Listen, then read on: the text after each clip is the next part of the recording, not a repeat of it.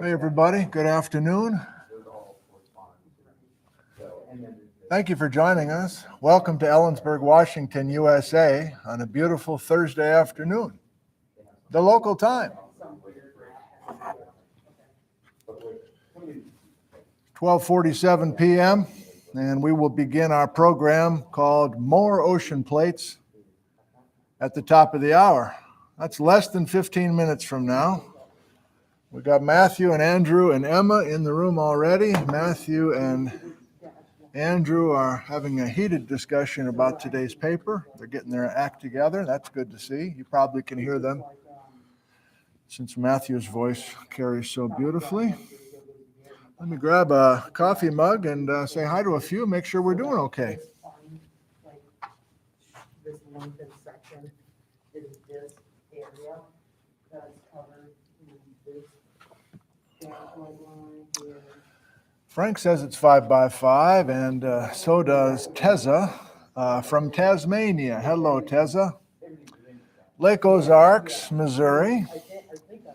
Madison, Wisconsin. Cleveland, Ohio. Marion, Virginia. Aberdeen, Scotland. Bavaria, Germany. Rainier, Oregon. Scrolling too quickly now, you know the drill. Florida, I caught, I think. Arkansas. Arkansas is always pretty strong here. What's going on down there in Arkansas, man? That's great. That's a geology fans. Esteban from Portugal. Hello. Illinois. Mountain View, California. San Diego. Everybody's saying it's 5 by 5. I always love to see that. The microphone issues have been solved. Of course, I just jinxed it. But we had our issues back with University 101, that's for sure. Geology 101. Carlisle, Pennsylvania. Crescent City, California. Forest Grove, Oregon. Natchez, Washington. Durban, South Africa. Hi, John. Jefferson City, Missouri. Hillsborough, Illinois. There's Tim. Squaw Valley, California. Capitola, California. Dorset, UK, Great Lakes Watershed, that's in northeastern Ohio. Kyle is a fly on the wall in this room. Clever, Kyle. I'm confused, but I think I got what you're saying. Good. Yeah, you're right there on that wall. Nice job, Kyle. Wasilla, Alaska. Melbourne. Is that Australia? Florida? I'm not sure.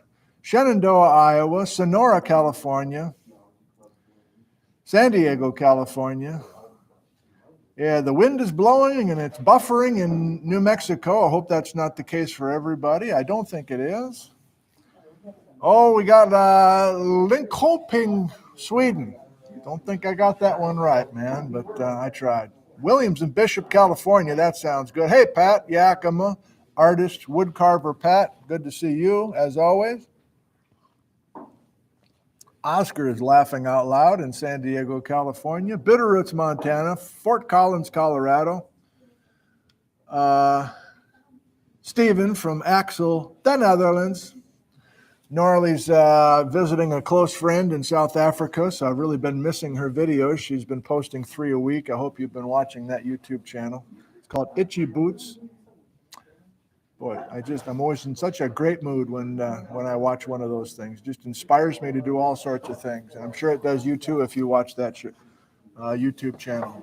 Itchyboots.com. Okay, looks like we're doing okay here. Bellingham, Yorkshire, UK. We got Tim arriving. Still mostly an empty room. Got no gifts today. I'm going to use the ribbon candy again. So this is from Susan in Redmond, Washington. And pretty handy prop. I don't want to unwrap it because I think it'll crumble or whatever. But it's for our lower mantle size seismic tomography. That's I don't know, the Vermont Country Store. I guess I can unwrap that part of it. 2 cinnamon and 2 clove flavored nostalgic ribbon candies. I don't think I've tasted ribbon candy in 50 years, but I don't know if I want to start now or not. But pretty good prop. I'm going to be hiking with the students tomorrow, and I will post a video from that session on this weekend. I did go out last Friday in the First Creek area with field geologist Andrew Sadowski. That was a memorable day, and I filmed a little bit there, but I'm saving that one. I don't want to post that video yet. I haven't even edited it yet, but that will have a very firm place in our class in May. So I'm just going to save that one till then. Otherwise, I'm not sure I have any announcements or any thank yous or anything, which is totally fine. Let's say hi to a few more folks. We got, here comes the crowd. They always come about the same time. Michelle says ribbon candy doesn't taste as good as I remember. That's probably right. I mean, what is as good as I remember? Probably nothing. Geologically speaking, hello, Todd. Spokane, Washington. There's Earliana. And there's Ash. And there's Alexis. Minneapolis, Minnesota. Thomas is from Mainz, Germany. Ben's from the Netherlands. Cyclical Cycler from Denmark.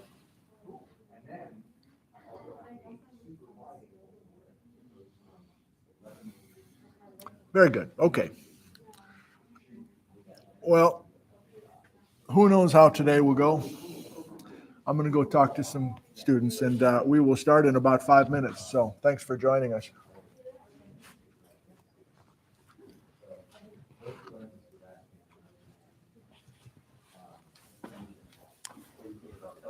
Hello, Mary. Hello.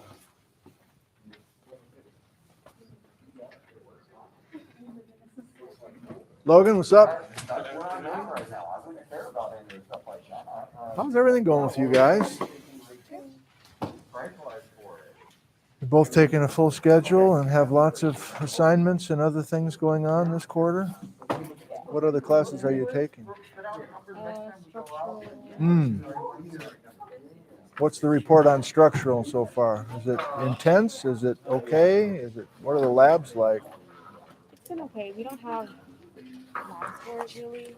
Don't have what? We don't really have labs for it. Oh, you don't? Packets. Lots of packets. Oh, is she doing it virtually? No, Oh. we're doing it in person.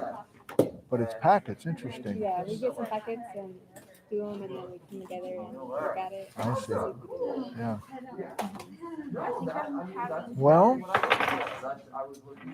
yeah, there's different ways to teach that course, and do you have the sense that she's inheriting a class from somebody else, or she's kind of crafting it all herself? Does she kind of commented on that? Do you think this is all like her creation week by week? I feel like she's doing it by herself. Yeah. That's hard. Boy, that's hard. Okay. So that's taken a fair amount of time, probably. Are either of you working during all this? Taking classes and working, or just doing classes? Yeah. Okay. Well, good. Well, maybe we'll see you out in the field one of these days. Logan, what's going on? Not much. Okay. You ready for action today? Yeah. Good. All right. Well, you can do this for a while and then kind of go to website, check the stock, the sports scores and everything. That's the beauty of a laptop. Look at all these guys with their laptops. Yeah, man, this is the way to do it. Oh, I got a good feeling about today. Enjoyed your Instagram story. Yes. Thank you for I that. enjoyed all the goodies that you gave. Oh, did you get a hammer too? Yes. Okay, good. I feel like a real geologist. Yeah, all right.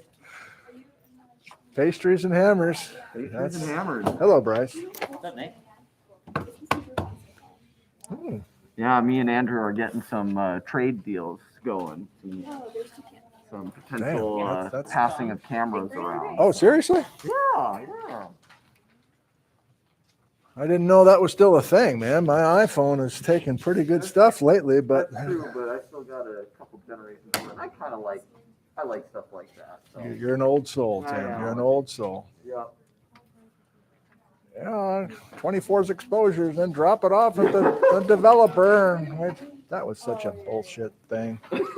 I purchased You'd have like disposable one. cameras. Yeah, I mean, I don't think any of you guys remember it, but you would literally like hope for like 1 or 2 of the 24 pictures you took to actually like not be blurred or I remember whatever. when I That's went the to, fun like, of summer it. camp, Yeah, you when I never was, like, knew. really Oh little, my my God. parents would send me with like 2 disposable cameras. Yeah, yeah. And man, I would just like, You're cranking through that stuff. Yeah. Hey Nick, I brought rocks. Well, yesterday, you asked me yesterday if I brought anything. I said no, so Yeah, now I had shamed to you. bring Yeah, I something. shamed you, and it worked. So now you won't come into this room without samples. Yeah. And I'll pretend that I'm really into it. Here I go. Oh my God. Oh, Bryce. Oh, Where'd you get that one? oh, damn. Yeah. Dry Creek, I think the Wind River. No, the sparkly one. Dry Creek. They're all pillowy. Down by your house. Everything's down by your house, Bryce. You got to branch out. Little pieces of southern Washington making its way up to central Washington. You can be a little Johnny Appleseed. Just toss those things all over. No, these are mine. When you climb Mount Stewart, you always This take was a my- river rock from the this bottom. was the first piece Put we that at the cut very in top, and college. hopefully in a couple million years, That's the geologists twisted. are gonna be That like, is "What the hell twisted. happened here?" I've never thought to do that at all. Jess, you got enough volunteers for the weekend? I got like 11. So it's like we gotta come up with jobs for people. Oh my God. Too many almost. Yeah, it's okay though. How many from here do you think? Uh, I mean, they're all talk. They probably won't show. Or do you think they will? I feel pretty good about it Okay. actually. All right. I've been on them and Okay. then confirmed. So half a dozen from here ish. Yeah, Good. yeah, and Good. then the rest from Dr. Ewey's and then 2 from Okay. so there's. And where will you guys be physically? We're gonna start off at the Hot Hills. That's the priority. He wants to determine the origin. Yeah. And then branch out. I think he said from there, there's no more than a 10-minute drive to like 5 different sites for a moraine, delta. There are a couple others too that he wants to survey. The Pot Hills, is that what you said? Yeah. Where's that? Waterville Plateau. Okay, it's way up there. Oh, Yeah. so everybody's going up there tomorrow. Or yeah, tomorrow. Or Saturday. Oh, cool.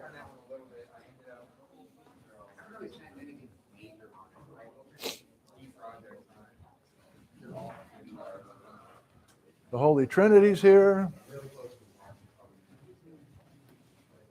Oh man, we got everybody here. We got everybody.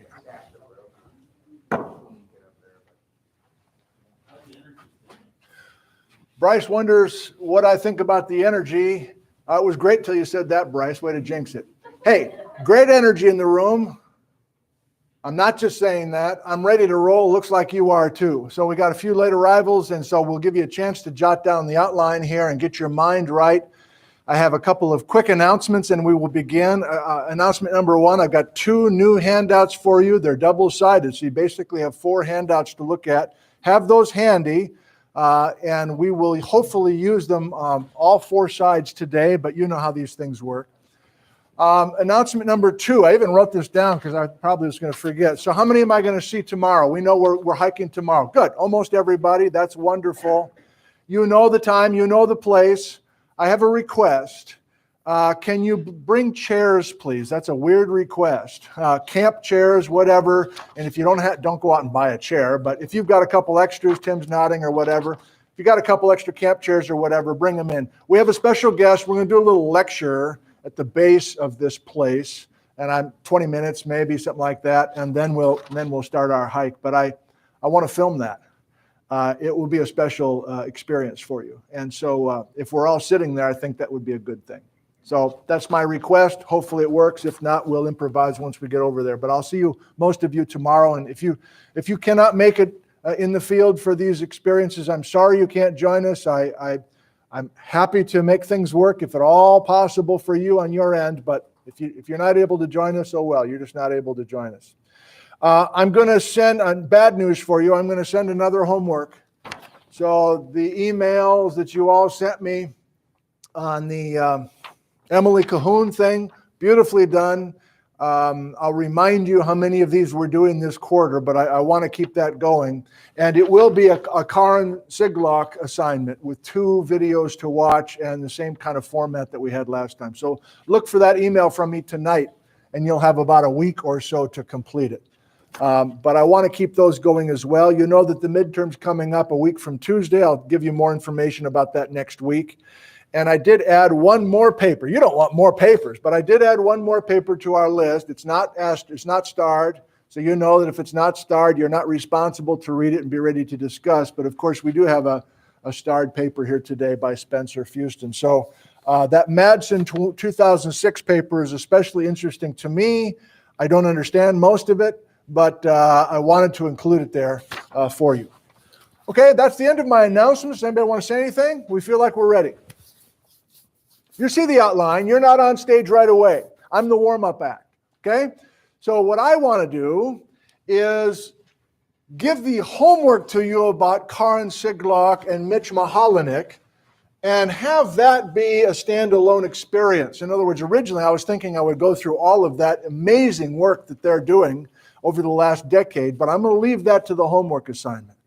I do, however, want to touch on a couple main points. And since I saw you last time, I found a way to separate these discussions. I think it was I think I was even confused on Tuesday about mixing and matching between time windows. So let me explain my outline before it goes away, because that will structure how we discuss things today, okay? So we have basically 2 parts today. The first part is a discussion of tomography, and tomography is looking into the lower mantle. That's what the handouts are looking at, all those sexy colors. Seismic tomography, looking for ocean slabs in the lower and upper mantle. Tim, back corner. And that's a story that's older, greater than 60 million years ago. In fact, it's too old for our class. Our window is 40 to 60, or 60 to 40. So I'm including it in the class because it's such a big deal. And it impacts much of the exotic terrain discussions and even the Baja BC discussions that I've had in earlier live streams. So I want to do just a little bit. I want to do just a little hard kind of, I don't know, maybe it's my top 5 now that I think about it. My top 5, not from the paper that you're going to discuss, but the top 5 from the Karin Siglock world, just to set the table for your homework and also for those that are interested and they've been reading all these papers. Is that clear? Now, you then are on stage, and I'll try to have the lightning round. We'll get as many of your thoughts as possible about that paper. But that's all stuff that's younger than 60. That's my main message, younger than 60. And I was presenting the near trench magmas and subducting a ridge last time, if you recall. I was presenting that kind of in the same breadth as this whole old idea, new idea. And that's part of the reason I was not super pleased with last time. So let's separate those things, please. My first part is older than 60, and it is taking the old model, which said what? I'll show it to you graphically. This is now I'm starting to talk about the Karin Siglock discussion. What we do have is a transition from the old to the new. Look at the difference here graphically. 170 million years ago, the old picture is one old big-ass Farallon plate coming at North America.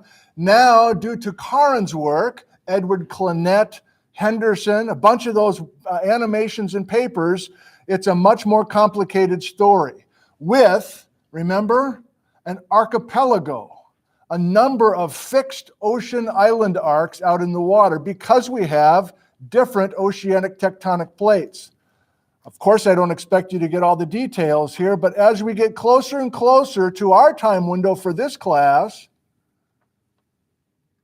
we still have this story of even Kula to the north and Farallon to the south, which most people are still discussing in scientific papers today.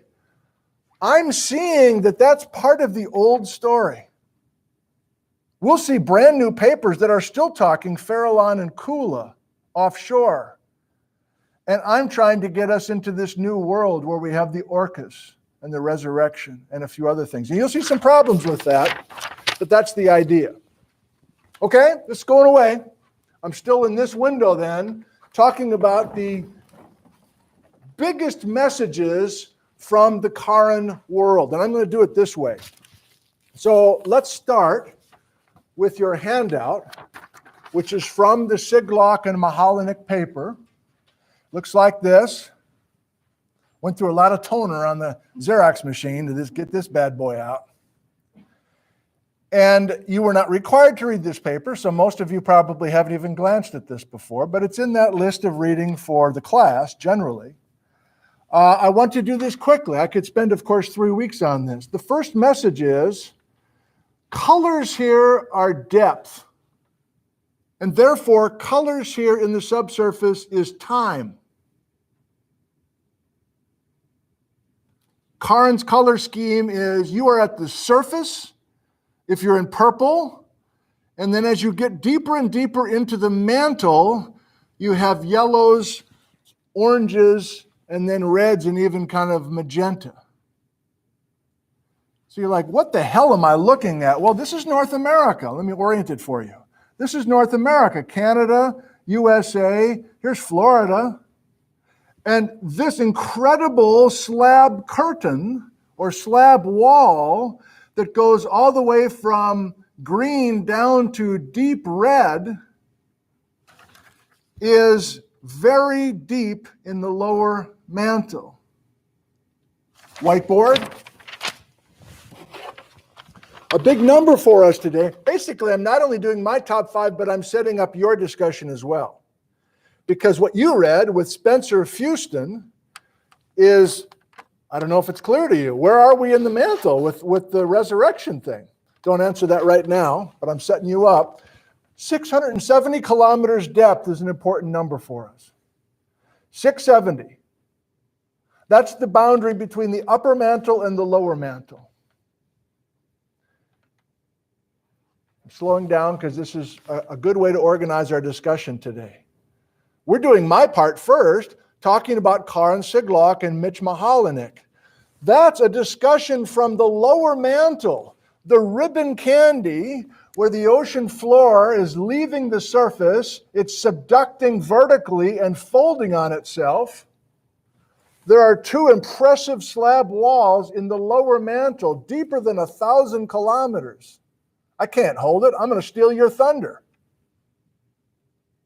The resurrection plate's up here, man. It's upper mantle.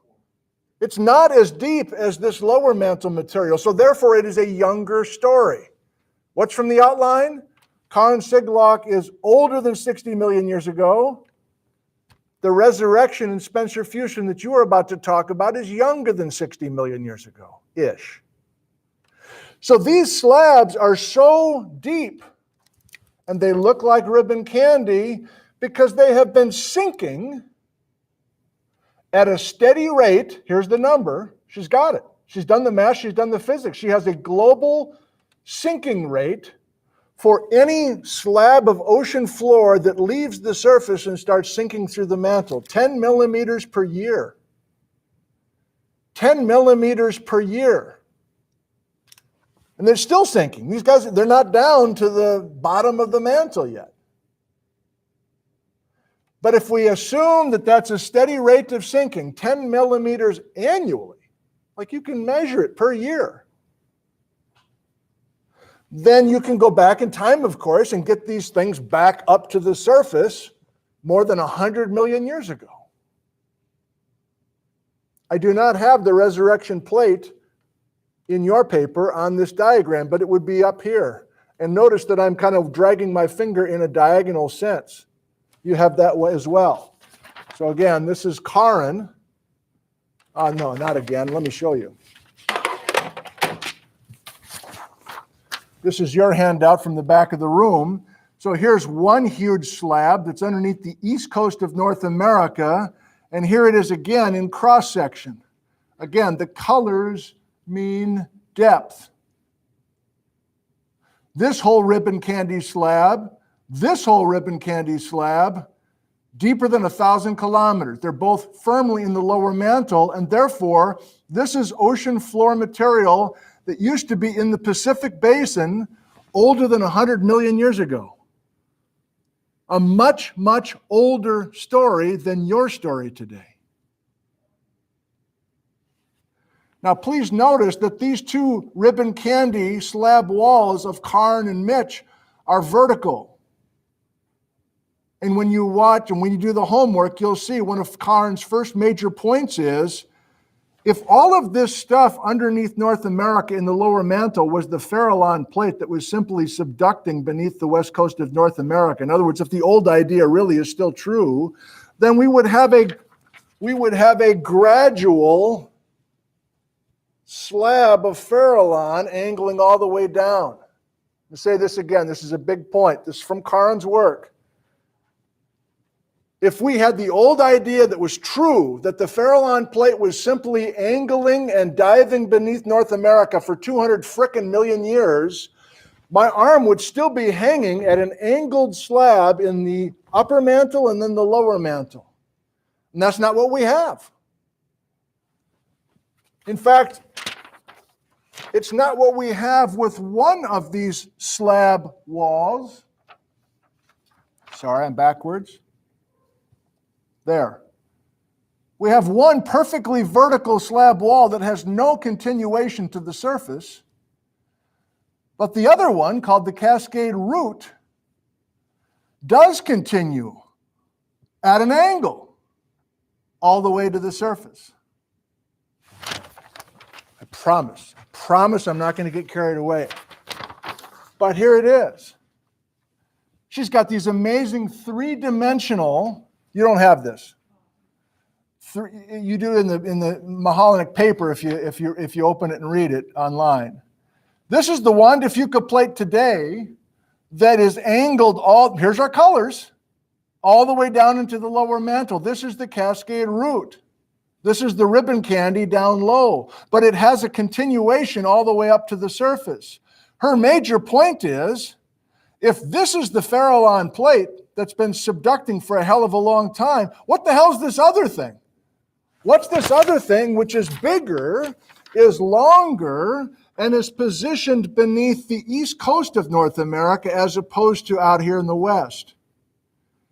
And the answer is, I promise I'll shut up with Karn after this. The answer is, this slab is an ocean plate that used to subduct westward, not eastward, back during the time of exotic terrain accumulation. So a good memory from last time says the old idea says we've always had an Andean margin. We've always had eastward subduction. That's the old idea. And she's like, the tomography does not say that this is true.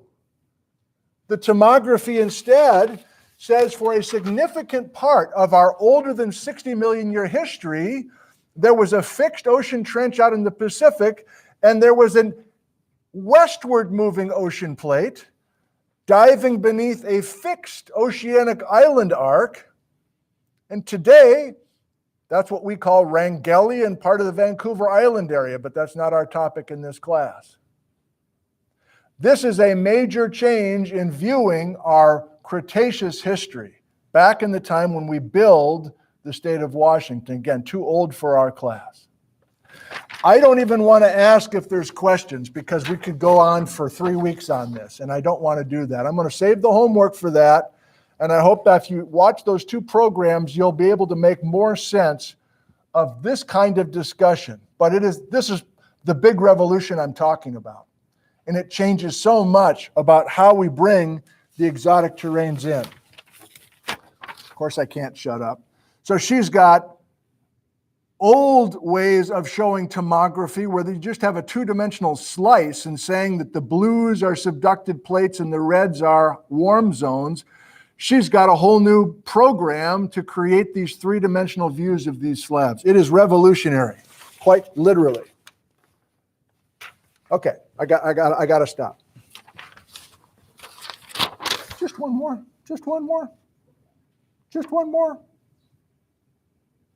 Look at this.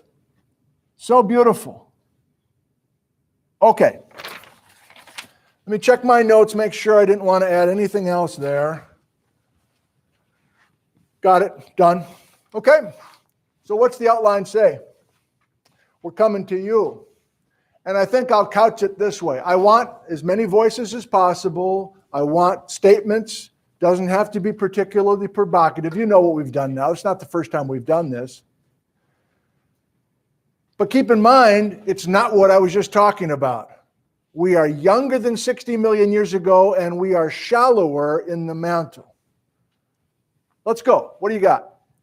Spencer Houston, from Houston, resurrection plate paper. Somebody get us started and let's just go. I'll make my eyes blurry. I won't even see who's talking, okay? Let's go. Kyle, even though I can't see who you are.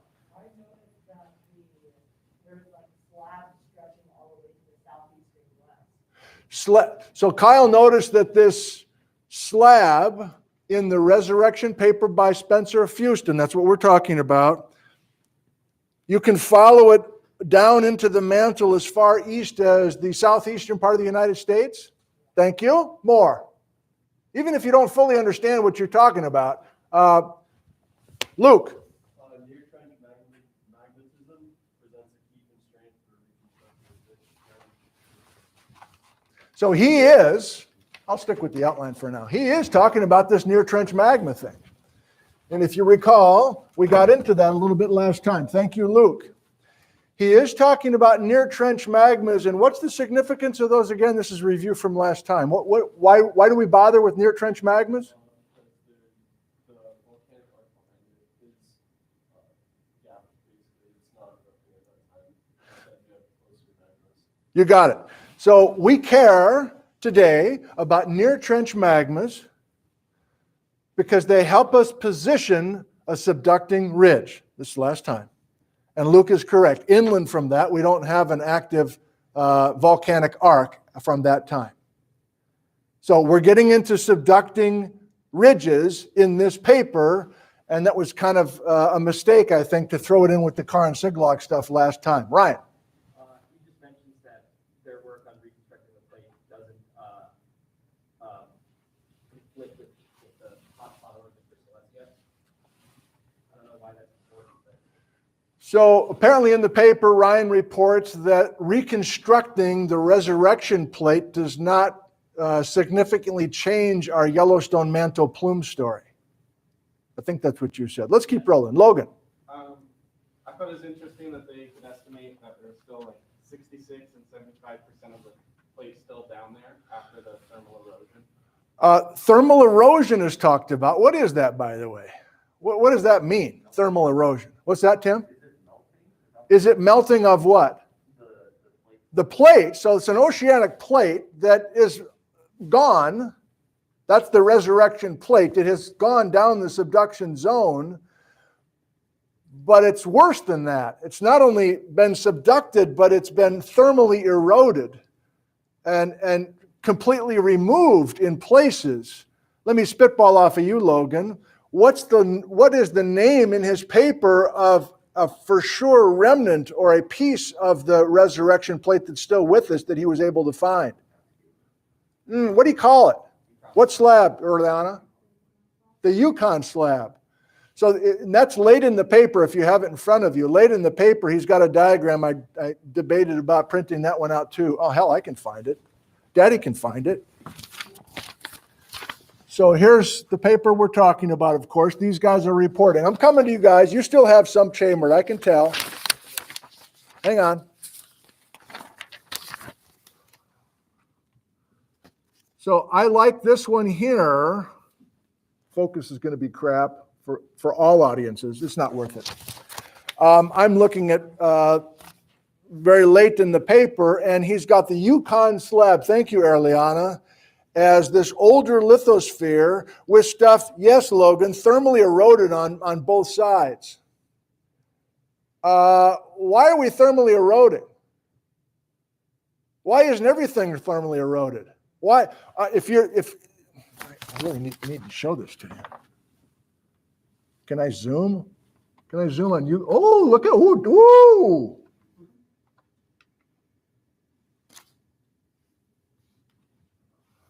Guys at home can't see it, but they're not the paying customers. Cascadia slab underground is part of the Farallon. Yukon Slab was part of the resurrection. What does that say? Alaska Slab used to be part of the Kula. Why isn't this all continuous plate material that's underground? Megan or Rachel? Oh, I was gonna say, is there, like, the newer rock has a higher water content, so. There might be higher water content there. There's something else bigger though. Tim? Yes. Yes. That's it. So he's showing us graphically with his worth a million words. We're subducting in his paper two separate submarine ridges or spreading centers simultaneously, coeval, I think he calls it, meaning at the same time.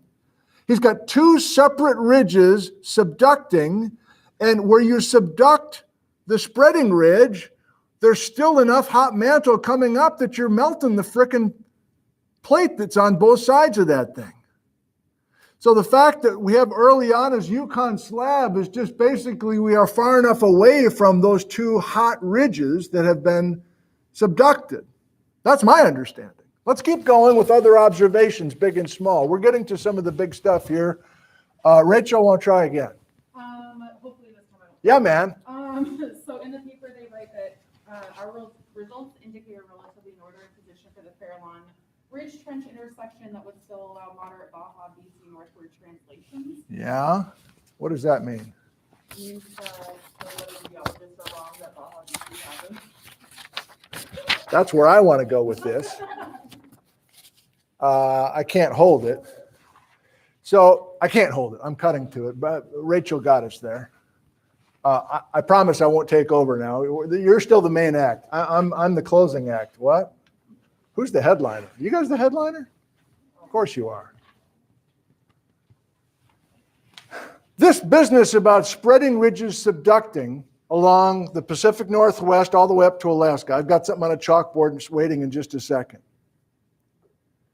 It's vigorously debated right now. You're reading one paper from one side of this debate. And the debate boils down to, are we subducting a submarine ridge in one place or in two places? Is this a two-ridge subduction story simultaneously, or is this a one-ridge subducting simultaneously? Who gives a shit? Well, if we're trying to unravel this history, up until the last 10 years, it was just, again, I was trying to say this last time, working with near trench magmas, working with strike slip faults, working with oblique subduction indicators, and basically trying to visualize those ocean plates that used to be offshore. Well, Spencer and Karin and others, they can go find the plates now. But even with this new paper, it's still unclear, depending on which group you talk to. So Rachel mentioned, how do the Baja BC people feel about this? He addresses it a little bit in here, but you can see early on in the paper, I didn't say early on, I just said early on. He's helping us see that historically there have been 4 different models, different plates, different spreading ridge geometries. You're like, how can these guys not figure this out? Well, first of all, it's hard. And second of all, the tools are not complete until recently. Megan wants to add. He talked about how it's hard because most of the seafloor that has the data is subducted. It's hard because the seafloor is gone, and the seafloor would have data that we needed. He's got things called Isochrons. I don't know much about them, but I love his illustrations, by the way. And in case you're interested, he did a Zoom talk in September that I linked right below the window for the home viewers. So if you want to watch this in replay and watch this guy, he's a doctoral student finishing up. And you've all seen Zoom talks until you're blue in the face, but he kind of went right after it. And I love his graphics. And yes, he's showing reconstructed ocean plates, including portions of the ocean plates that have a certain age. That's what the isochron thing is. It's truly got lines with numbers on them. And so you bet. How are you supposed to do this if the plate is totally gone? Well, you go find it, but even if you can find it, according to this seismic tomography, there are still major issues to deal with, including these gaps that we're about to get into. A few more voices. Who hasn't spoken yet and feels like they want to contribute somehow? Andrew. It seems like the younging directions of the near trench magmas pretty much support the two spreading ridges being conducted. So Andrew reports that the younging, so there's plenty of near trench magmas, and I have it waiting for you on the hidden part of the board here. That's the gift I have for you today. Something on a chalkboard. How disappointing. But it's edible chalk. No, it's not. Andrew reports that the paper appears to show a pattern, an age pattern to some of these near trench magmas. In other words, they're not all the same age. And there's a trend, a younging or older trend, depending on which way you're scanning that area.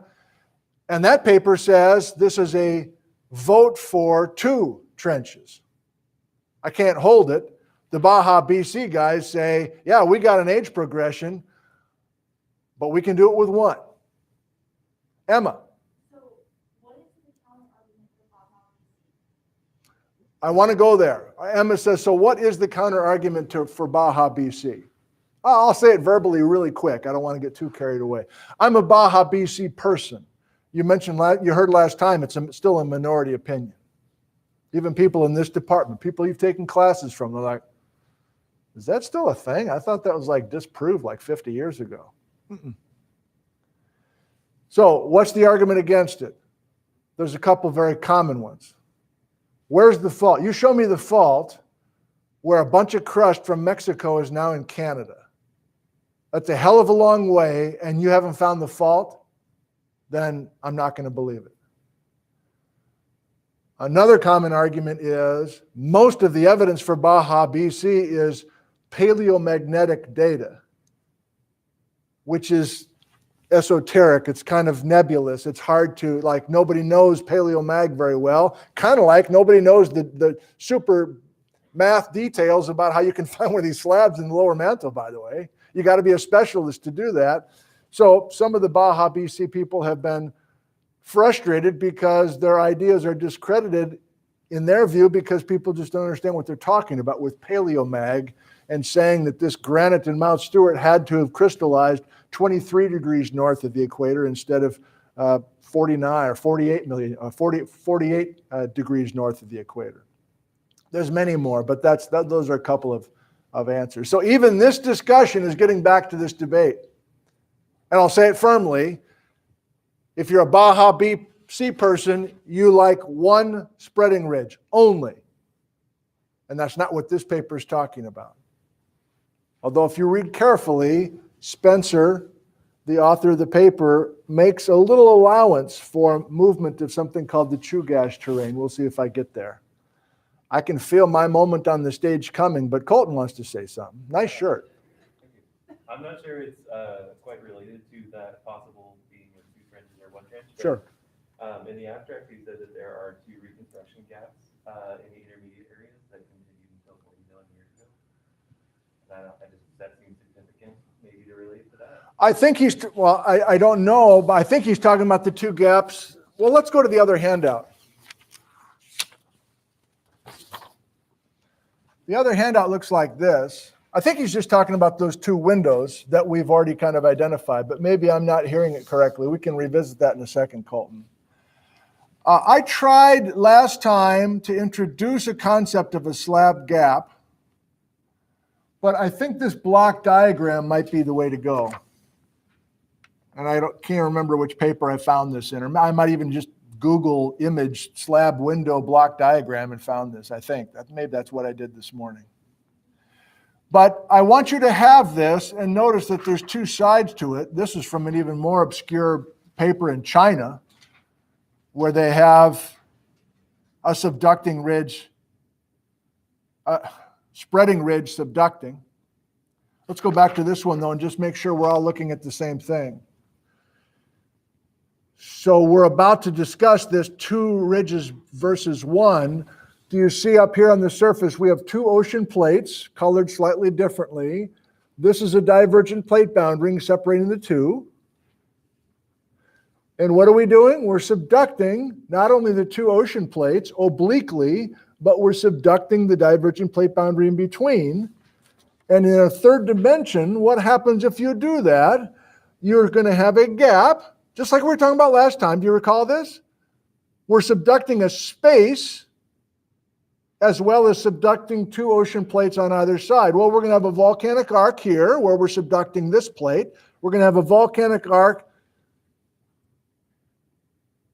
100 miles inland of the trench on this side where we're subducting the other ocean plate, but we're missing a volcanic arc.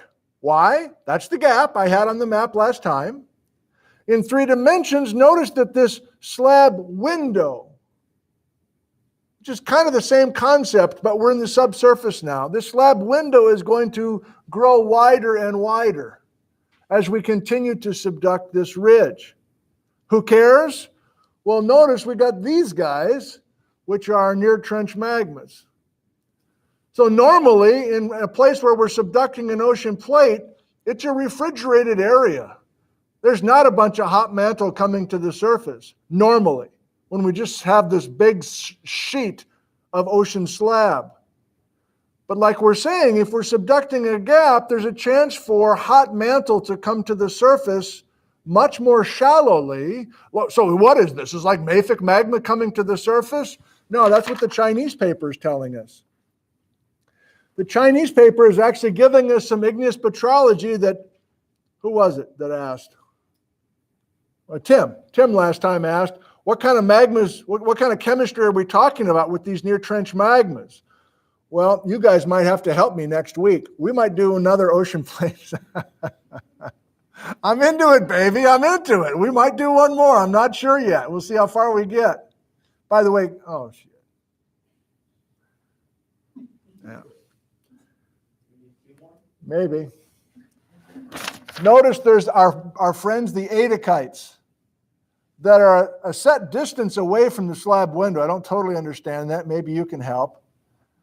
But we are generating near trench magmas in pink here, which are commonly alkalic basalts. I've heard of it, don't really know what it means. Minor A-type granites, and cyanites, just a kind of a cousin of a true granite. So there is a certain chemistry, Tim, and others, that is basically this hot mantle coming up into the continental crust area and doing some partial melting and to create these different chemistries. But there is a signature, that's the point. Up until recently, all the signature we had of a subducting, spreading ridge were these kinds of rocks, which we will revisit because we're going to visit more of them in Washington in a bit. But now, as we've said many times, we have the slab itself that has subducted on both sides of a gap. Anything else you want to add before I do a portion that I think will be helpful? We good? Emma spoke today, everybody, in front of a crowd of people. Nice job. Okay. I have a couple animations. I don't know, maybe this is the last ocean plate day. If I can do this quickly, maybe this is the last. Not sure yet. So this is mostly, it's related to your paper, Spencer's paper, but it's mostly coming from this Madsen 2006 paper that I'm especially fond of. And so basically the Madsen paper is telling a story based on near trench magmas. And now we have guys like Spencer finding the subducting plates that back up that story. So let me try to make this as clear as I can. Alaska, British Columbia, and states down here. You are here, Ellensburg, Washington. What are these dots? Are they volcanoes? Well, kind of, but they're not volcanoes in the volcanic arc. They are near trench magmas. NTMs. Probably nobody calls it that except me right now. Near trench magmas. Get it? And we have a very famous belt, and Spencer talked about these in your paper. That's what Andrew brought up. A very famous belt of near trench magmas in Alaska called the Sanak-Baranof near trench magmas. Does Spencer have a diagram of these? I don't know if it's worth slowing down. Oh, he kind of does. No, it's confusing nomenclature, but he has some of these near trench magmas on this page here if you have it in front of you. Okay, my point, I'll try to be as clear as I can. I've got something I made from home. So these near trench magmas, who cares? What's a near trench magma? It tells us that the spreading ridge is subducting right there, correct? Everybody agrees on that.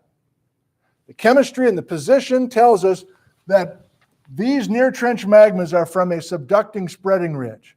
Oh shit, we got more down here. I'm going to call these the Vancouver Island near trench magmas. And this is more than you want here probably, but again, it's from the Madsen paper. Here are some details on the near trench magmas on Vancouver Island. I know I've got a couple dots in Washington, but to be totally upfront with you, I'm still not sure where those are in Washington. I'm not there yet. But on Vancouver Island, there's some Flores near trench magmas, some Clayoquot, don't know how to pronounce it, near trench magmas, and some Walker Creek. These are dates in millions of years. In the neighborhood of accreting Silesia, I might add. Let's not go there. That's too much for my brain, probably yours too.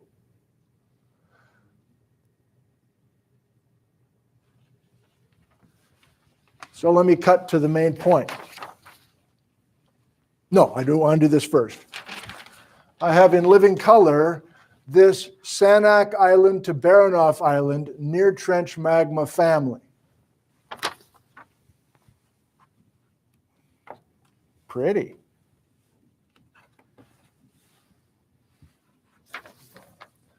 So some of these islands I've heard of, maybe you have too. Kodiak Island, you've heard of that maybe. Resurrection Bay, I think that's probably the namesake of the Resurrection Plate. But notice the ages here that I've highlighted in yellow. There's a progression, and that's what Andrew was talking about. Why would these near trench magmas have different ages? Why would they young as you go to the southeast?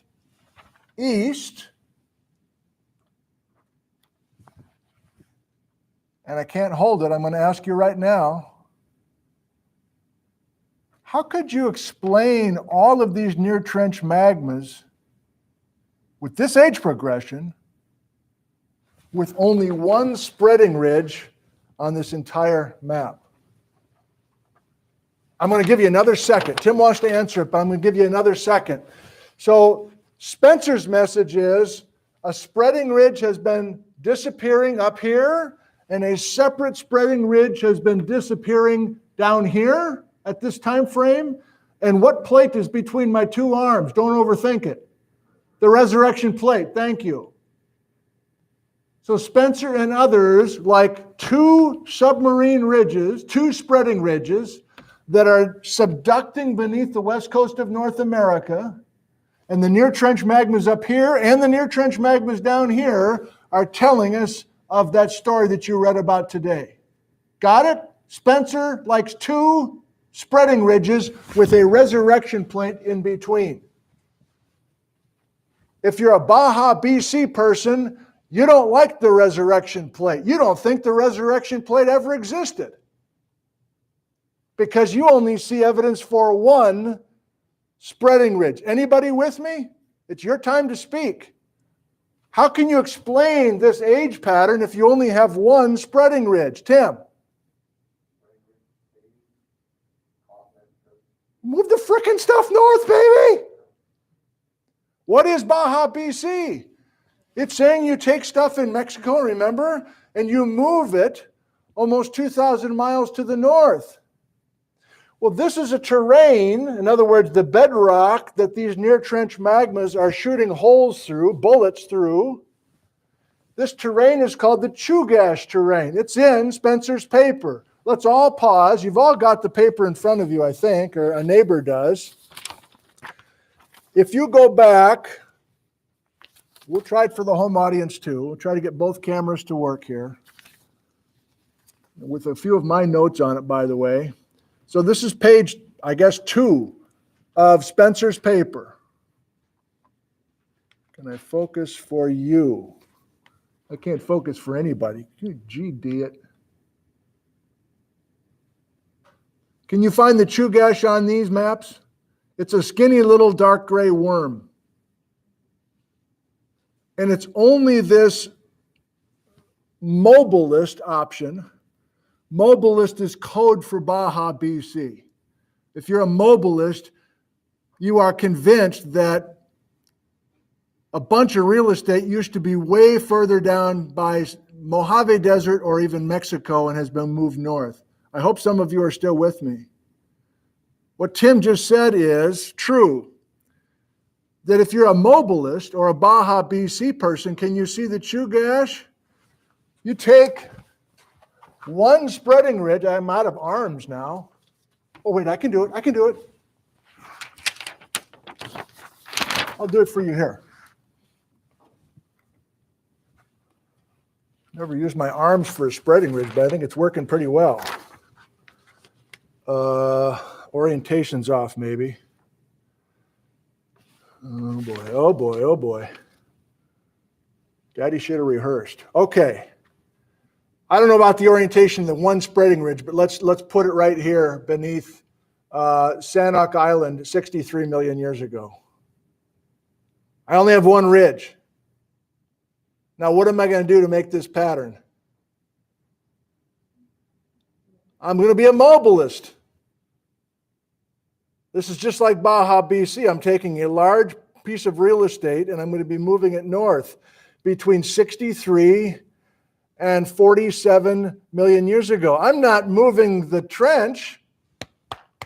I'm not moving the spreading ridge. I'm moving the west coast of North America to create this age progression of near trench magmas. Whereas if you look carefully with Spencer, he's not doing a bunch of northward movement of North America's crust. He's got kind of almost a head-on thing where the resurrection plate and therefore the two spreading ridges, both north and south, are subducting beneath the west coast of North America. Ariella. Ariel. I was noticing how the near trench magmas in Vancouver Island are all in like the early 50s. Yeah. And we have the one at the bottom of Alaska, which is 47. If it was moving, wouldn't the 47 not be in It's partly I'm stopping too short with the story. So Ariel is working, you want a similar age pattern here or some kind of age span. Yeah. I think I'm confused by his maps here on whatever page it is, but he does show not only a younging of the near trench magmas southward in Alaska, but I think he's showing, can anybody find it? I think he's showing near trench magmas going from like 60 to 40 from us. And these two age patterns of the near trench, is that what you have, Andrew? Oh, that diagram. I need to spend more time with it. To the right of it.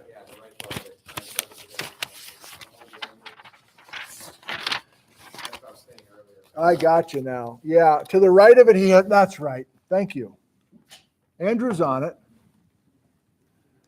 Page whatever of the paper that looks like this, he truly has a coastline of Western North America. Ariel got us here. Maybe, did you see, are you leading me here because you know about this diagram or you were just looking at the chalkboard? Yeah. Well, same here.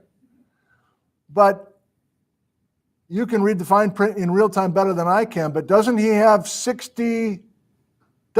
younging near trench magma down here to the north? The near trench magmas get younger to the north, but in Alaska they get younger to the south. And that's evidence for him to have these two separate spreading ridges, but a pie-shaped resurrection plate. And so as you continue to encroach over these two separate ridges, you're going to eventually run out of resurrection plate. And those two subducting spreading ridges will get closer and closer together. In other words, the two slab windows will get closer and closer together. And to finish the thought, Daddy's excited. What's the phrase, Logan? Melt the plate. What was it? Thermal erosion.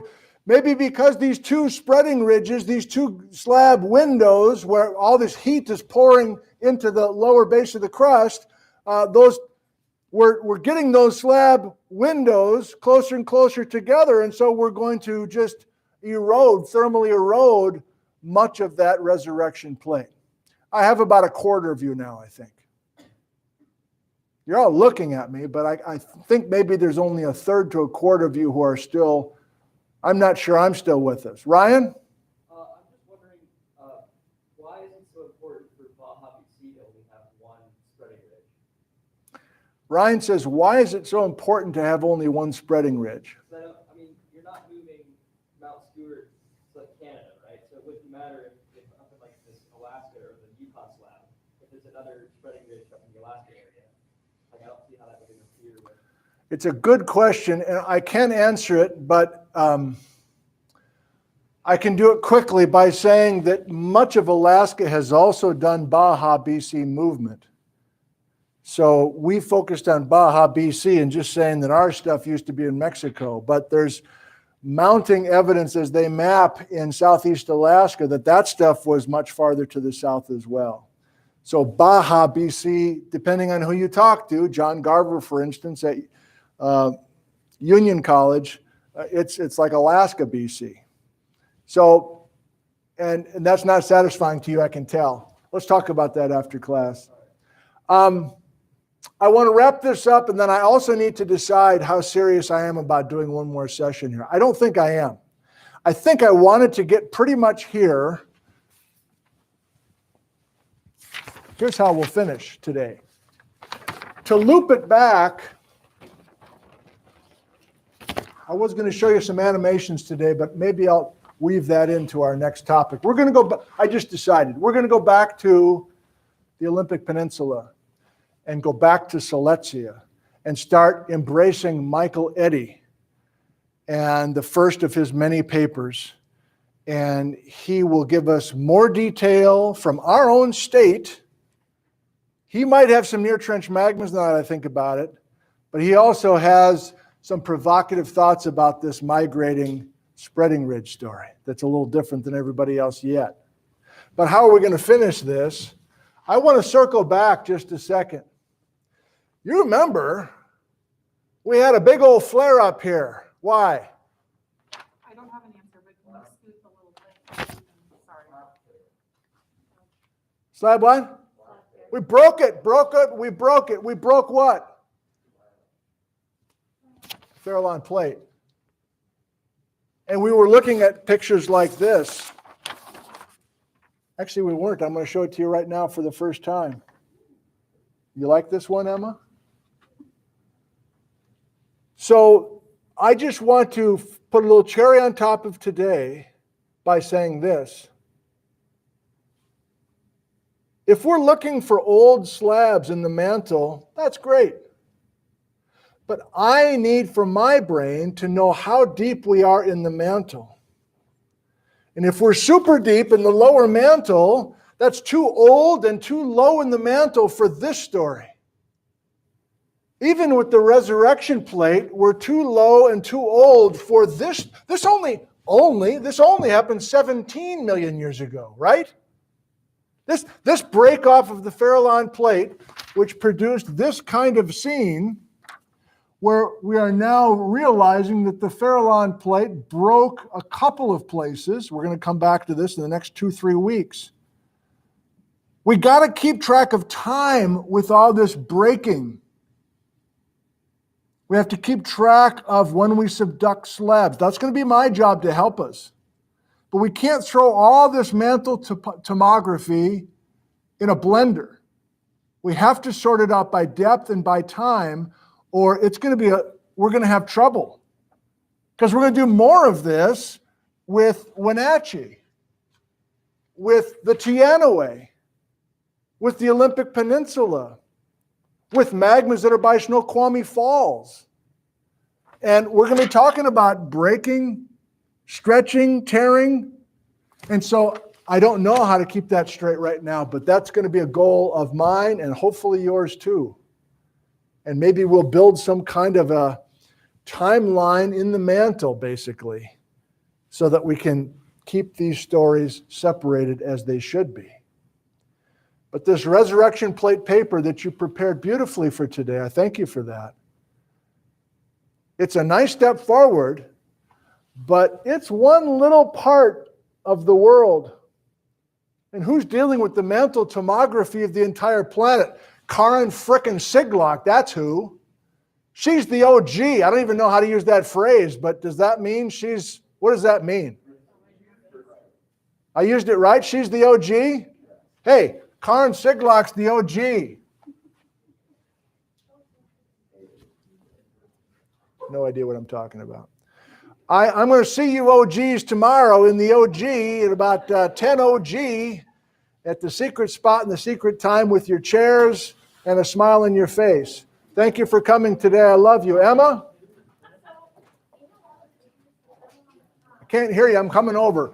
So I'll be with you in a second. We have time to do some live Q&A. So thank you for joining us. I'll be with you in just a few moments.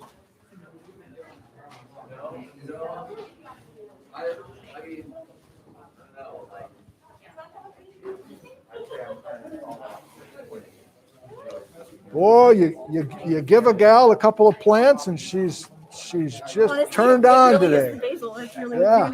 Okay, so the west, so a lot of the figures, which I thought was like maybe just like a figure kind of thing, but the west coast is located further than the Farallon plate, which would suggest that there was another piece that was accreted to it. So would that be supporting of the resurrection plate in the middle of those two spreading ridges? Does that make sense? Not sure. No. Try it again. Okay, so west coast is further than the Farallon plate is, right?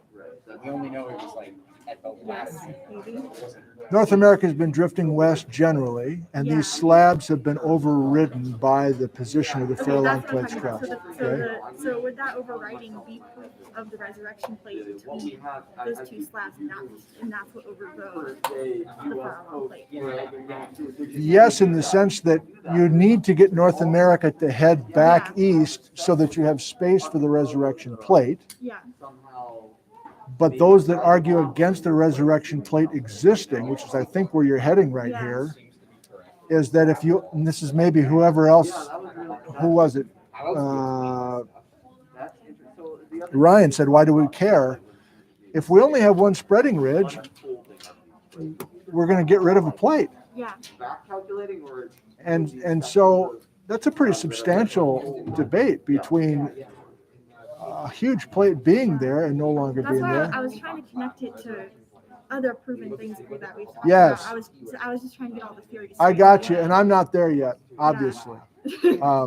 But I think that Madsen paper is going to help me a lot if I can find a reason to do more with that. I read the Signar paper last night. You did? On accident, because I thought it was On accident? but it was very interesting. Oh, yeah. I mean, it was great. Oh, good. Okay, thank you. Kyle? You don't mind us listing you as a reference, right? Like in because I have to do a resume for an assignment. Sure, you can list me as a reference. Absolutely. Yep. I can say, I know Kyle. I'll add more than Do that. not hire this man. No, I would never say that. Well, actually, I have said that. Right on. So I don't Bryce? have to Good times today. What? Huh? No. I couldn't hear you today, and you can't hear me today. I spoke. Frickin' Mac. Yeah. I did. You sensed the awkwardness, and you spoke instead. Ree. Oh, I'm just here for the convo. Okay. This is like mildly infuriating. Yeah, he stole your. It's mildly infuriating to me. Yeah. The idea of the two spreading ridges, it Yeah. just makes my brain not happy because Baja BC. Are you I saying, I don't like the concept because it's making my brain not understand Baja BC. oh, it's, Because it's like if the resurrection plate is Yeah. sitting here and Yeah. North America's going down, well, Yeah. then wouldn't All right, buddy, I'll see you tomorrow. like Baja go down? Or no, this is just it's making my hard. brain Well, go everywhere. we've had people with full careers try to visualize this stuff. And there's only a few that are in total command of all these elements. Think of all the things that are moving. North America is moving. Ocean plates are diving. That's hard enough. Now we've got a whole portion of North America that's going north while North America is drifting west. I mean, it is some people are gifted at geometry, some are not. Even if you're gifted in geometry, there's too many variables here to juggle in your head. So my approach is just to grab portions of the story that do make sense, and you go, I'm not going to back off of this one. I know, like near trench magmas are ocean spreading ridge subduction. There's no other way to explain those. So I just look for those kinds of hard statements, and then if the frustrating part is it's not resolved, or it's frustrating that we don't have it all figured out, that to me, I view that part obvious. I don't think you're saying that, but I think some people are like, why are we even talking about this if we don't know It's the important answer? to talk about. Yeah. It's making my brain hurt. But Well, I think I might that's just good. go home and try to like cut out some pieces of paper, Yes. like different plates and stuff, Yes. and just move them until my brain understands. I think you should do that, or eat some soup. I have I don't soup. know. I What can do that. what was that? Eating soup is always a good suggestion. Is it? I've got some Oh, yeah. minestrone, I've got some chicken Sounded noodles. dumb when I said No, it. no, no, no. Thank you, Ryan. I've got chili. I got to go talk to the live viewers. Okay. You want to talk about Baja BC? Let's, let's, a little later. Thank you. Bye-bye. Bye-bye. Thanks for flying. Thank you. Bye-bye.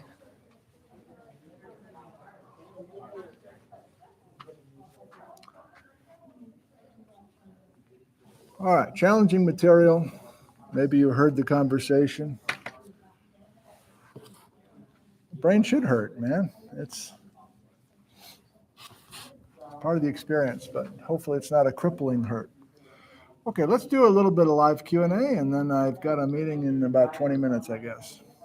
Uppercase, if you're new to us. Death Mall, is Baja BC still moving, or has the clockwise rotation stopped that also? Baja BC is definitely done, in the sense that the crust that's on this map that Baja BC people say moved from Southern California or Mexico is no longer being moved north on this map. And that ended about the time of Siletzia's accretion. Is that a coincidence or not? I guess we can save that for another day. Now you remember that the evil twin of Siletzia is Yakutat, and that's still being accreted. And portions of Southeast Alaska are still being moved north. So in that sense, Baja BC is still happening, but it depends on how wide, how far afield you want to be on the west coast of North America to view Baja BC.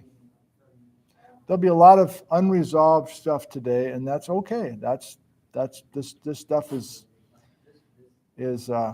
we're in pretty deep right now. I might need to scale us back a little bit, but I've had fun this week. Oscar, what's the time frame on the western moving plate subduction? Western moving plate subduction. Oh,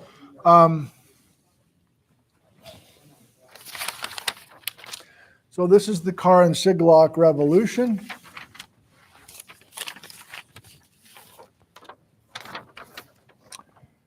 And it's an old story. I set that up in the talk today. So she has mounting evidence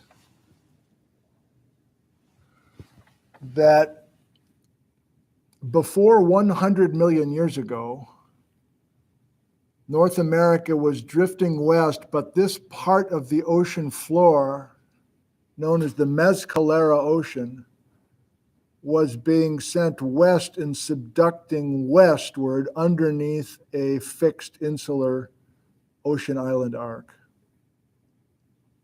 And then North America, 100 million years ago, accreted the insular, and this is why it's such a radical change, instead of the old idea where everybody is being brought to North America. Instead, it's North America plowing into an archipelago, including the insular.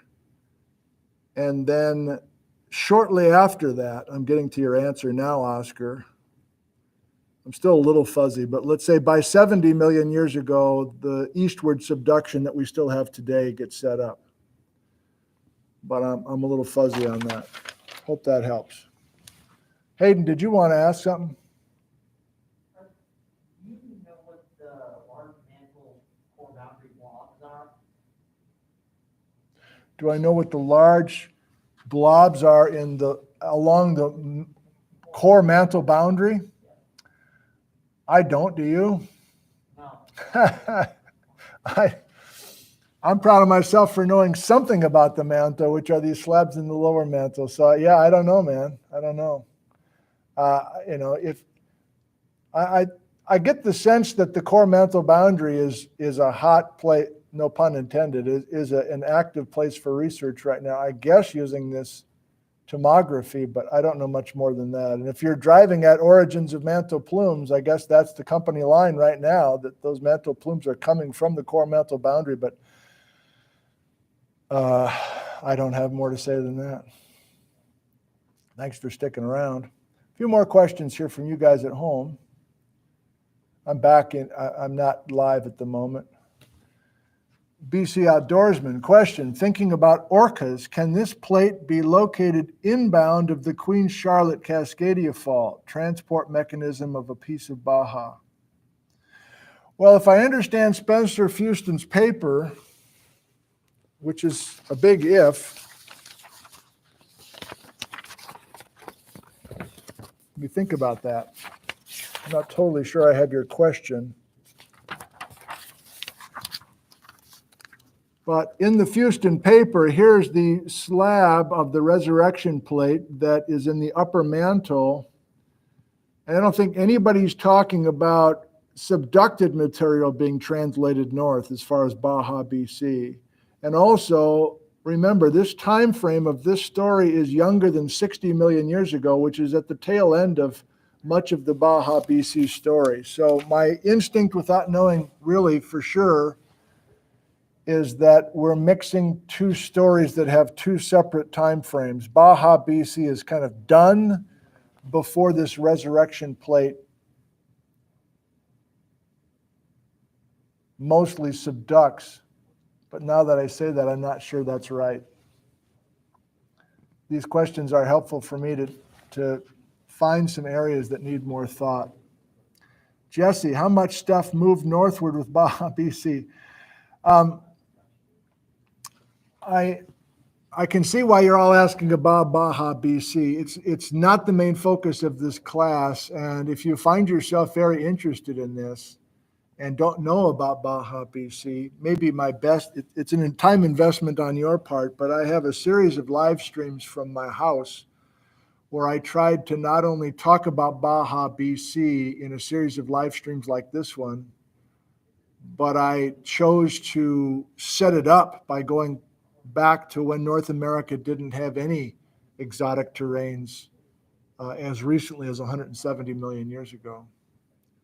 So if you have time and interest to learn a bunch about Baja, BC with my kind of simple-minded approach, find the Exotic Terrain A to Z series. It's part of the Nick at Home live stream series.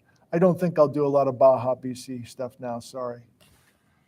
Kyle, do we have evidence of 80 to 50 million year old near trench magmas all the way down to Mexico? I don't think so. I'm pretty confident of that.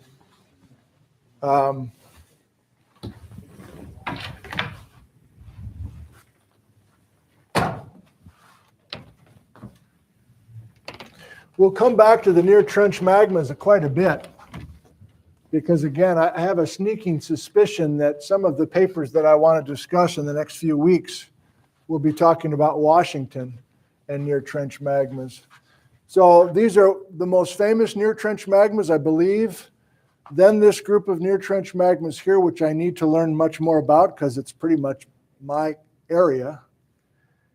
And then I don't know of any near trench magmas, at least off the top of my head, in this area. And remember, we need a subducting spreading ridge to get the near trench magmas, and that's a main reason that the big Farallon plate was such a popular idea for a long time. There just wasn't near trench magmas in California, but that California triad and the accretionary wedge and volcanic arc is so stable and set up, it's called the native arc, that the near trench magmas, I'm quite confident, are not part of the story down there.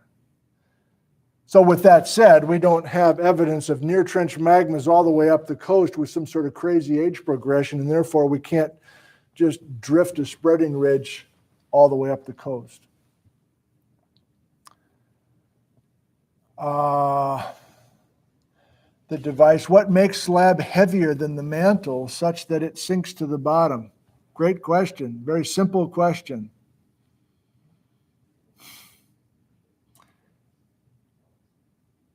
A cop-out answer is that there's a mineral difference, that the minerals have a higher specific gravity in ocean plate material than they do in the mantle, but I don't really know anything about that.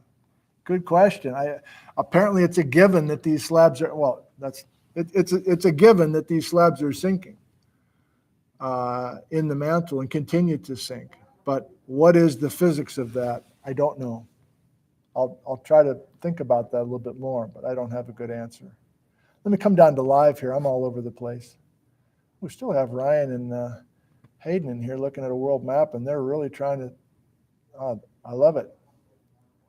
They're having a big discussion about all this stuff. I'm down to live now. The Dave, why are there so many small plates in this area? Did something fracture them? These are all great questions. I think part of this, not for the class, but part of this is to, I've seen hints of this here and there, that there are kind of global reorganization times, meaning that in the Pacific Basin, more than just the Pacific Basin, I guess, but it does appear like 100 million years ago and 50 million years ago, and maybe there's some other times I'm unaware of, where it seems like people have been looking at tectonic histories of individual plates, and that there's kind of these freak-out episodes. And maybe a freak-out episode is taking one big ocean plate and busting it up into 4 or 5 smaller ones.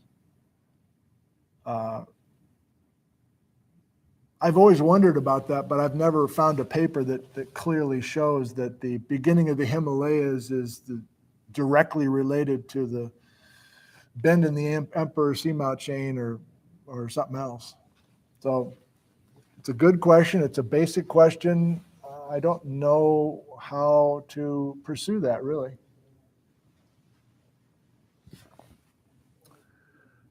Peter, why the gap between the near trench magmas to the north and those to the south if only one spreading ridge?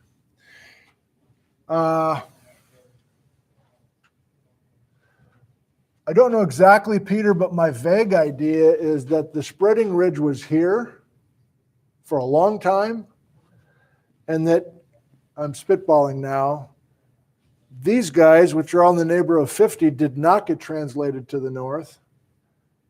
But these guys, which also used to be in the neighborhood, have been shifted north. Does that make sense to you? I haven't thought that carefully about it, but I think it's maybe one spreading ridge can explain all of this by having some of the crust stay home and some of the crust get sent north to Alaska. I'm really weak now. All of my weaknesses are on display, which I'm fine with, but it's, you can't really make leap forwards until you kind of embarrass yourself. There's a life lesson that most of us know, but it's painful in the moment sometimes. Andrea, what was the fusion of the Kula with the Pacific? Oh, how was the fusion of the Kula with the Pacific? Always been a question mark, a mark of mine. In the old days, I say the old days, but again, we're going to talk about some very new work, and they're still talking Kula and Pacific, or Kula and Farallon. So many of the maps have this being the Kula plate and this being the Farallon plate. And again, let me just say, so that I can hear myself out loud say this. I mean, up until 2 years ago, I'd given up. Like every map I see is different. Every paper from the last 20, 30 years has a different arrangement of the Kula versus the Farallon. Like it's a matter of opinion and nobody can nail it down. And Michael Eddy, who we're going to talk about starting next week, is continuing to work on some field geology on a continent to help constrain this. But you were asking about kind of a transition from a Kula and I guess a Farallon to now a situation where the Kula is gone. I mean, what does it look like today? If that was 50 million years ago or 60 million years ago, what does it look like today? Well, it looks like this. No, it doesn't. It looks like this.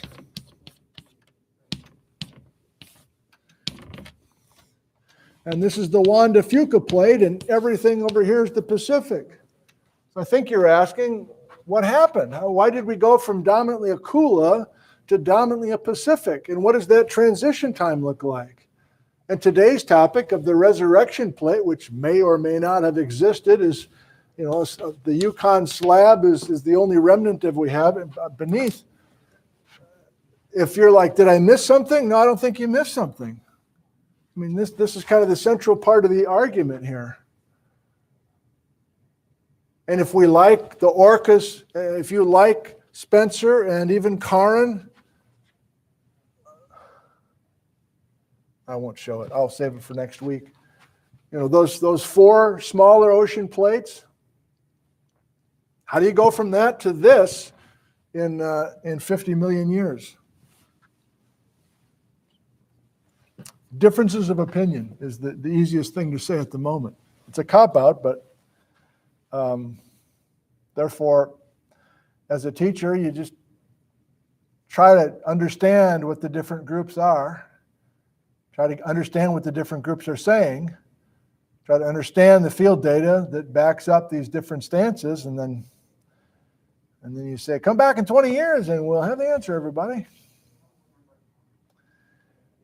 Kent wants to talk about plumes. Yeah, so not only are we struggling with spreading ridges subducting and drifting plates and then Baja BC at the same time, then you're like, well, wait a minute. I thought we were just talking about mantle plumes. Didn't we have a mantle plume on the spreading ridge? Yeah, I think we did.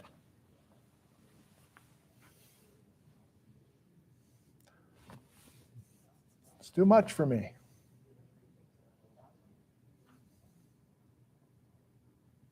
Hopefully the tone is correct in the room here where people are not leaving the room crying, you know. I don't think they are, but I think maybe we've all been in classes like that where somebody just presents this like, yeah, you're responsible for all this, figure it out. It's like, what? And it's just overwhelming. So hopefully the tone is set correctly by the instructor that this is discovery, this is hard. We are making progress by learning some data and learning some models, but we don't want everyone just to be crying at the end like, I don't understand. I hope you're not crying right now. Are you crying right now? Don't cry. It's okay. Lorraine, I've been trying to define near trench magmas this way. Two ways. These are near trench magmas because they are too close to the edge of the continent, number one. It's just like they sound. There's an oceanic trench where we had subduction, and we have these magmas very close to the edge, as opposed to these beautiful Mount Rainier-like stratovolcanoes, which should be further inland. That's number one. Number two, there's a chemistry difference, which I still don't understand much about, but there's some detailed chemistry of these magmas that say these guys are from hot mantle getting to shallow levels in the crust, and it's a hot area as opposed to what should be a cold area when you have a subducting plate in the forearc. And the third way to define a near trench magma is that you form a near trench magma when you have a spreading ridge offshore that is being subducted to create a slab gap and underneath a slab window. Hope that helped. A couple more and then I gotta go. Beloved science. Why ocean plate slub in the deep mantle is the candy ribbon shape. How people can find it. I encourage you to go to the links right below this video frame, and you'll see the date and the title and the number of views and that sort of thing. And then below that, you'll see a little description, and there's some blue letters there. That's a link. So one of the links is to watch the Carr and Siglock lecture from a few years ago. Another link is to go to all these papers we've been talking about where you can see these diagrams. But the Carr and Siglock lecture does a beautiful job of explaining why the slabs look like this. Her main message is, her interpretation is that the slab, the ocean floor used to be the thickness of the candy without being folded. But since the slab is coming out, it's almost like pouring honey out of a mason jar. You got a whole curtain of honey coming out of this mason jar, and that honey is going to fold back and forth on itself as it piles up. So that's the model for why ribbon candy exists in these slab walls in the lower mantle. How did they find it? It's studying the speed of earthquake waves that travel through the mantle and using a bunch of math and computers and physics that is way over my head. But everyone agrees using that seismic wave velocity study, they can find these ocean slabs so far below the surface. Now we got three guys over there. Oh, Kyle's part of it too. What are you guys talking about? Who's losing you? Kyle, you're losing those guys. They're feeling trapped now. Okay. All right. Okay. Kyle's losing his classmates. That's not a good sign. 20 minutes after we're done. A toast to you.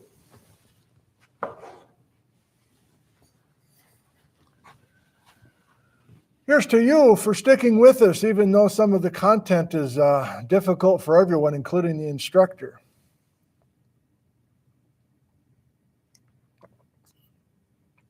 Here's to you for learning new things, always trying to improve yourself with each passing day. Every day is a gift.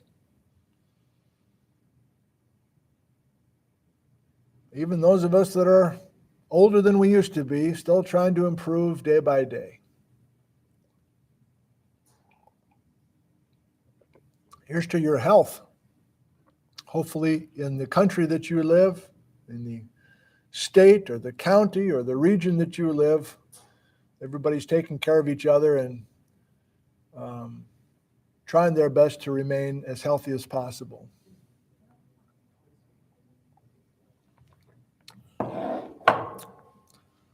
Weather looks okay for tomorrow, so hoping to enjoy my time outdoors with these guys tomorrow. Look for a video probably on Saturday from our field trip tomorrow. And then I guess next week we'll be back to the Olympic Peninsula and embracing for the first time the very impressive scientific work by Mike Eddy and colleagues. Thank you. I love you. Have a good weekend. End stream and goodbye.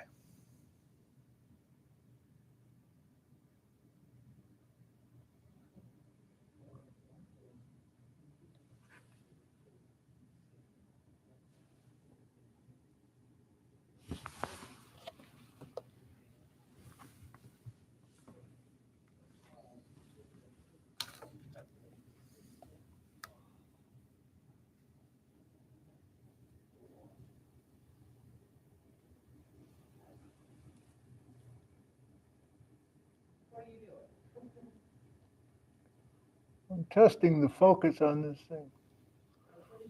I just realized I turned off the autofocus, so this is probably not gonna. I think they're still there.